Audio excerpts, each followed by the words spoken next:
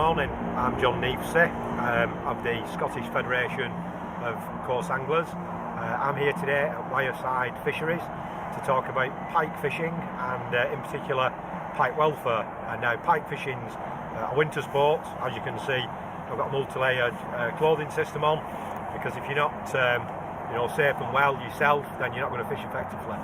You can see it's very frosty and cold. It was a brisk -3 when we arrived here this morning.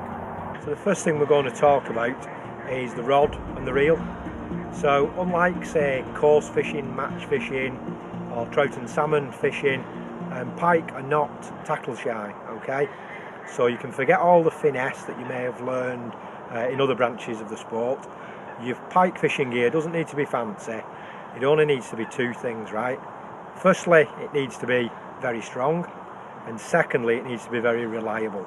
So we've got a 3.5 pound test curve rod, a big pit reel, and my choice of line is I use braided line, and that's 60 pound breaking strain. So if we did get snagged, it can straighten the hooks, okay? And it's probably about as thin as 15 pound mono. A braid isn't great at abrasion resistance, but we can use a much higher breaking strain, okay? So now we're going to look at the business end of things. We're going to look at the rig. So the rig that I use for ledgering a dead bait basically has three components, which we'll look at in more detail in a minute. So firstly, we've got the wire trace with 2 treble hooks attached. Then we've got the lead weight, which is on a weak link, so if we got snagged that would snap. And then, very importantly, we've got the up trace, okay?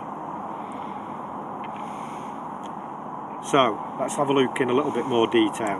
So firstly, the wire trace. We always use wire because the pike's got 700 sharp teeth, so we have to use wire. This is titanium wire, so the advantage of that over standard stainless steel wire is its longevity.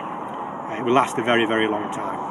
So we've got a couple of little split rings on there of 40 pound breaking strain, so that we can change our hooks, because the hooks will wear out much quicker than the wire. It's about 18 inches long, and there's a few inches of space between the hooks. You know, we're using quite large dead baits, okay? The second component is the up trace. Again, this is titanium wire. This time it's 75 pounds, okay? So the reason for using the up trace is, imagine the pike's got its mouth open, here's your dead bait, it picks it up, wham, carries on going, there's your main line. Main line just happens to glance one of the teeth in the pike's mouth, and that's it, game over. Rig's gone, pike's gone, pike probably die with that left in it. If we use the up trace and that same happens, no problem, okay? So my advice is always use an up trace. And then we got a weak link in case we get snagged, and we got a lead weight on here. This one is what they call a tri-lobe, and it's a riser lead, so it will rise quickly when you reel in. We've got a big carp fishing style marker ring on there, so it's very free running when it's on here. And we've got a poly ball, so when it's on the bottom, it just stand up a little bit proud, so away from any potential snags or anything. So we put the riser lead onto our up trace. Obviously our up trace needs to be a little bit longer than our standard trace. And then again, we got a quick change mechanism here. We just put that on, and there we have the wire trace with the ledger, polyball, the weak link, and the up trace. I'll just quickly talk about the hooks. So the hooks that I use are a medium gauge wire, okay? So the semi-barbed, that means they've got one of the hooks has a barb on to put in the fish, and the other two hooks are barbless. The reason I use a medium gauge wire is if we use too thin a wire and we hook a big pike, then it might straighten out and we might lose that fish. If you flip side of the coin and you use a really heavy wire, then if you got snagged, you might not be able to bend out. So these hooks are a medium gauge so that I can safely hook and land a pike, but if I get snagged, then I can bend them out because I've got 60-pound braid on and I won't lose my rig. As I said before, if you lose a rig, then potentially a pike picks it up and that's a dead pike.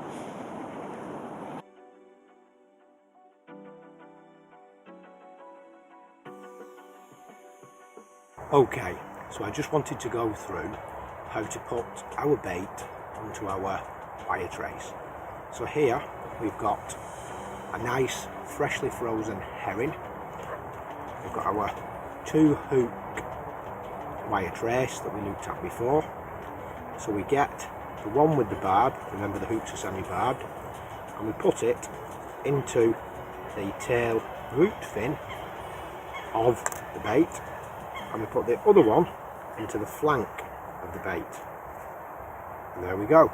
That's our bait mounted up on the treble hooks, ready to go.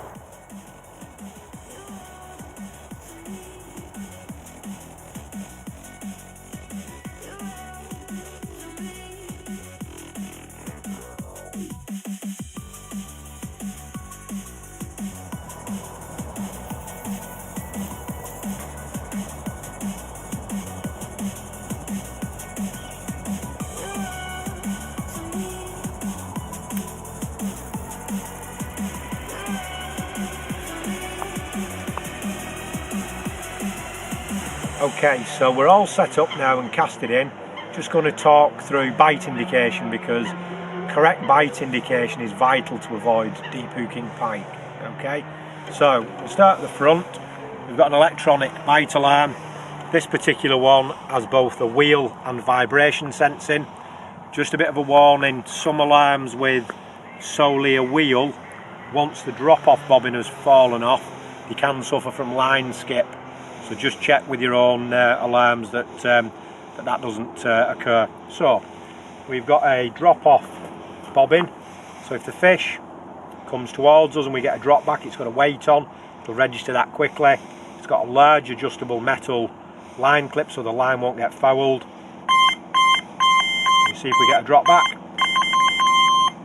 Obviously, if the fish swims away from us, then the line will pull out the clip. Okay. There's no need to wait.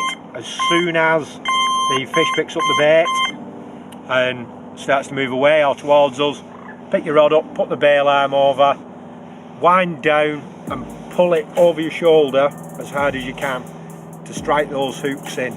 So pike has got a very brittle mouth, you need to get them hooks really stuck in there hard. As soon as it goes, it's got the bait in its mouth, don't delay, just hit it. Okay, so we said at the beginning that we were going to be talking about in this video pike welfare. So the pike, as you probably know, is an apex predator, freshwater shark. It's the master of its own domain. However, make no mistake, when the fish are on the bank, they're out of their own domain, they're out of their safety zone, and they're very vulnerable. So we really need to look after them to make sure catch and release it was back no worse for wear. So we're going to look at 3 things. We're going to look at, firstly, the landing net, secondly, the unhooking mat, and thirdly, the waist link. Okay, so start with the landing net. The landing net's 42 inches, okay, and it's not got micro mesh on it, it's got quite big mesh on it because if your treble's fouling it, that can cause you problems and delay your unhooking. Okay, plus it can rip the net. Now if we look at the cradle, this cradle is 40 odd inches long, so it's perfectly big enough to house any big pike you want to catch. It's got high sides, so your fish is not going to be bouncing all over the bank, and it's got a top you can put over as well. Okay. Inside it, we've got this, which is the waist link, which fits perfectly inside it. Okay. So, sequence of events: you've got your pike in your net, transfer it in the net to here, take the net out, unhook your fish in the weigh sling. Now if it's only a small fish and you know, you're not bothered about weighing it, you just want to put it back, it's a jack, then zip up the sides, pick up your weigh sling, back over to the water and safely put it back.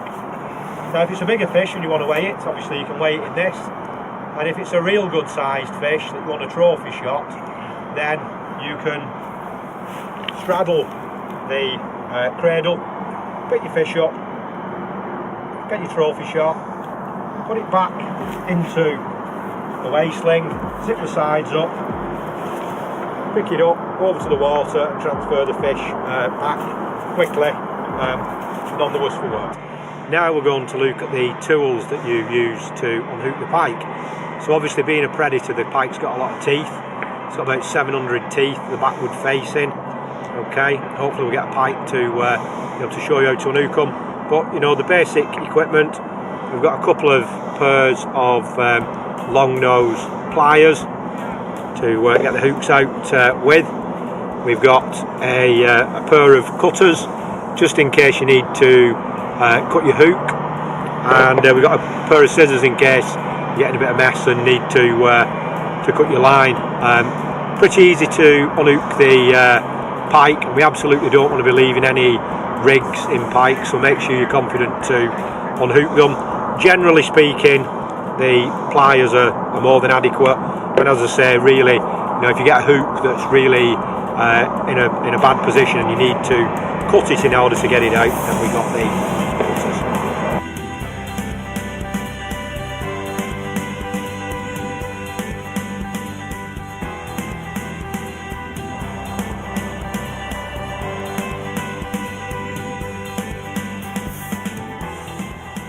Just going to talk through the unhooking sequence.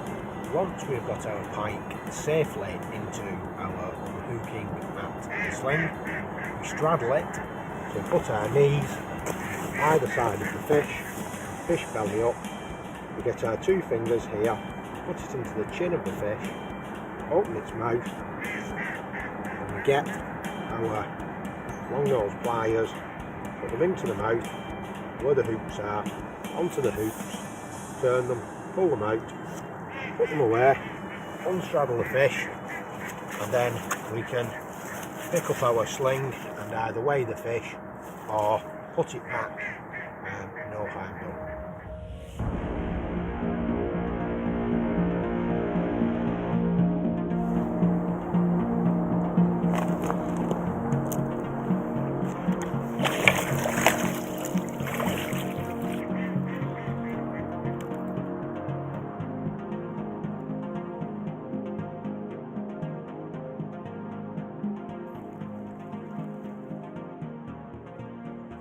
So we've got a nice pike, we've straddled the pike in our unhooking station, belly up, and now to take out the hooks. The long nose pliers, grip the travel hook, out it goes, put the trace out of the way, and there we go, job done, nice and easy.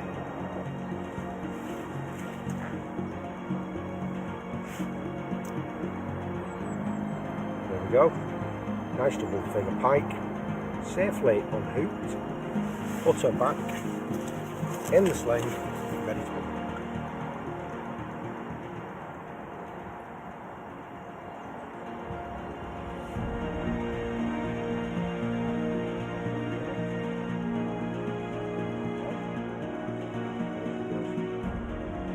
Okay, so that brings us to the end of our short instructional pike fishing and pike welfare video. We hope you've enjoyed it and learned something.